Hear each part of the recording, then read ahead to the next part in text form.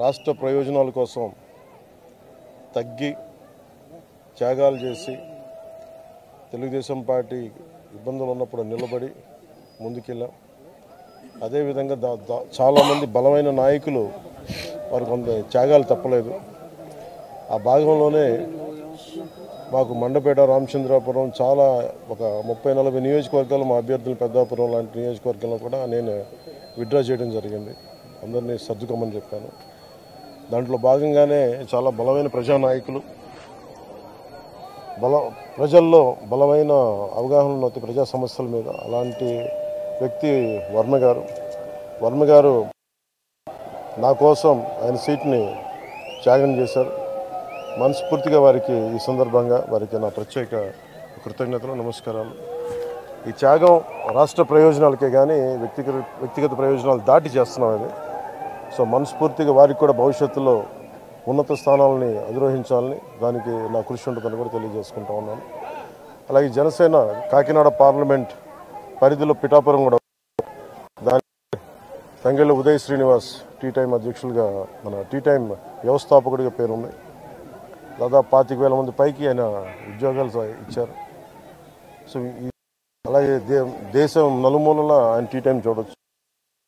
కాకినాడ పార్లమెంట్కి వెళ్తే ఖచ్చితంగా అది ఉపాధి అవకాశాలు కానీ మనకు కావాల్సిన ఓఎన్జీసీ వల్ల జరుగుతున్న కాలుష్యాలు కానీ ఇవన్నీ చట్టసభ మన పార్లమెంట్లో బలంగా మాట్లాడగలిగే గలం. ఒక్క తెలుగే కాదు, ఆంగ్ల భాషల్లోనూ హిందీ, తమిళ్లో కూడా నిష్ణాతుడు. అలాంటి వ్యక్తి ఈరోజు నుంచి పార్లమెంట్ అభ్యర్థిగా పెడుతున్న కాకినాడ పార్లమెంట్ నియోజకవర్గం నుంచి. ముఖ్యంగా బుర్రా కృష్ణరాజు గారు భారతీయ జనతా పార్టీ నాయకులు, వారు మనస్ఫూర్తిగా అండగా ఉన్నారు. వారికి ప్రత్యేక కృతజ్ఞతలు తెలియజేసుకుంటాము. మేము ఎన్డీఏ కూటమి తెలుగుదేశం పార్టీ, జనసేన, భారతీయ జనతా పార్టీ అఖండ విజయం సాధించబోతుంది. దానికి తార్కాణ నిదర్శనమే ఈ నామినేషన్ వేసే ప్రక్రియ.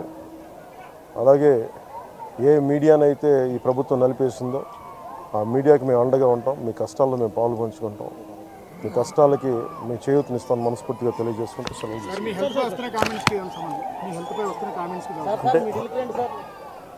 ఏమంటారండి. హెల్త్ కామెంట్స్ చెప్పాను కదండి ఆల్రెడీ.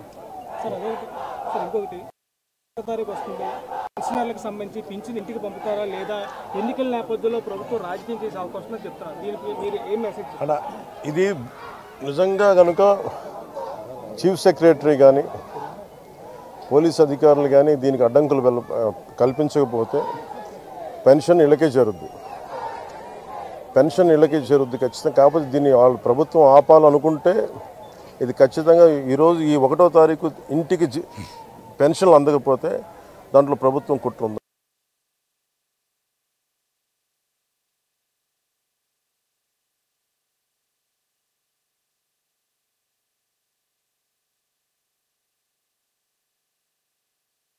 త్రికోణ పోటీ ఉంది ఈసారి.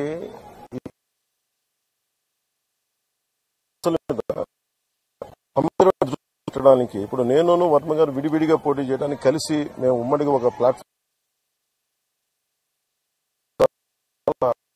సులభం అవుతుంది. అలాగే క్లాష్ ఉండదు. లేదంటే ఏదన్నా సరే ఈ సమస్యను ఇలా సాల్వ్ చేయాలని ఒక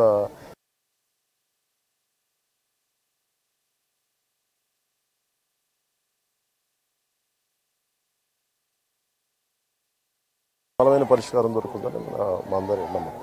అలాగే చేసి పెడతాం కూడా.